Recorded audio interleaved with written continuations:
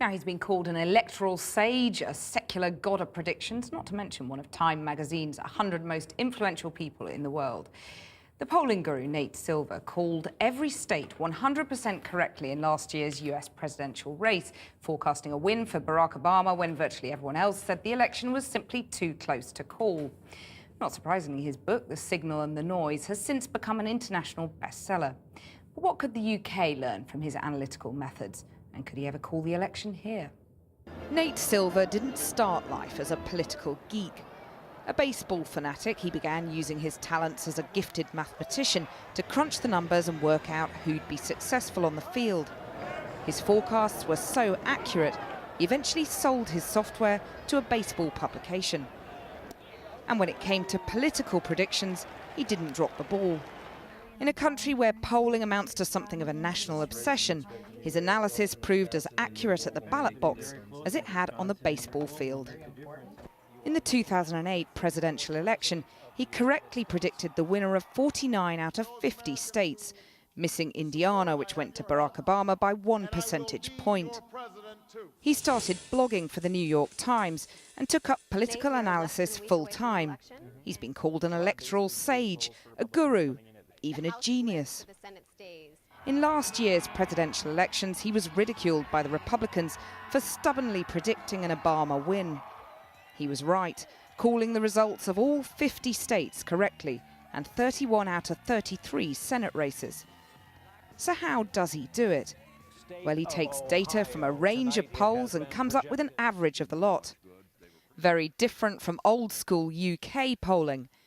But he hasn't always been infallible here. He got it wrong when he tried to predict the general election result in 2010. So do his methods get lost in translation? Or can he tell us who's going to win the British election in 2 years' time? Well, earlier I brought Nate Silver together in the studio with two politicians from either side of the British political divide, the Labour MP Stella Creasy and the Conservative Harriett Baldwin. Nate Silver, given the obvious differences in the American political system and our political system here, could you import your analysis over here? Would it work? So I tend to think of things not in absolute black and white, but in terms of shades of gray. So I think you have more difficulties here to make an accurate forecast. One is that you have not just a dominant two-party system, but potentially 3 or even 4 parties involved in the next election. So a lot more ways voters can change their minds, a lot more vectors that they're operating on. The other is that you don't have nearly as much polling as you do in the U.S., where in the U.S. we had something like 2,000 polls by the end of the 2012 election between individual states and national polls. Well, Nate, you've been described as a genius, a guru, an emperor of math, or maths as we would call it here. Harriet and Stella, this is your chance to pick his brains.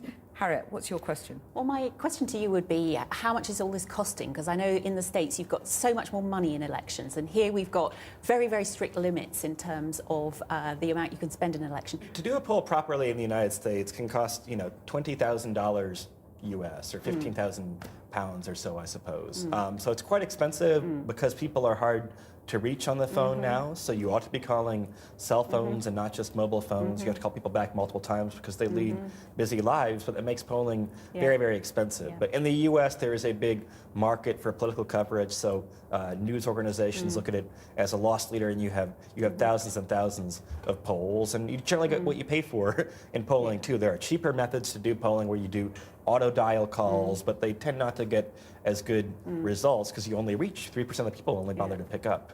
Well, Stella Creasy, do you want more polls? I mean, clearly we don't have enough polls here to do the kind of analysis that Nate Silver does in the States. Do you regret that?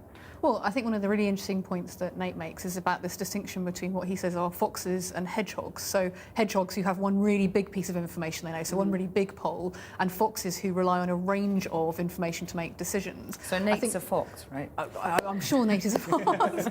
But the point that actually it's not just about having more data. It's the quality of the data and it's how you analyse it, I think, is the key point that I think Nate is making. Well, you've written in your book about mistaking noisy data for a signal.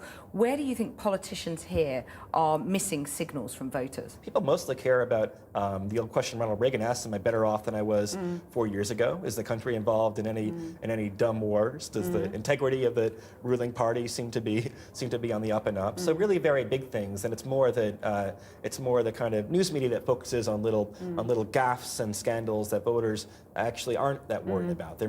Voters are making sound decisions, I think, collectively, even if individually they might have all kinds of attributes they consider. From what you've seen here, though, how much of a headache do you think that UKIP is to both the Tories and the Lib Dems? Because obviously the Lib Dems were the recipients of the sort of protest vote at the last election. Yeah. Now there's a risk that the next election, that's going to be UKIP. Well, it's not clear that Lib Dems are going to go anywhere anyway, in particular, where I think the chain of events that played out in the last election obviously really cost them a lot of credibility, and it's hard to be kind of stuck in the middle. To be everyone's second choice and kind of the first past the post system doesn't really help you very much at all. But yeah, UKIP is. I mean, I think again, like I say, compared to the United States, I tend to think of voters in the United Kingdom as being quite sensible. So I think there might be a cap on how well UKIP could do. But Do you agree? Well, we've got local elections this week, so presumably there's a difference in terms of how people choose on their local council who's going to run that, and they might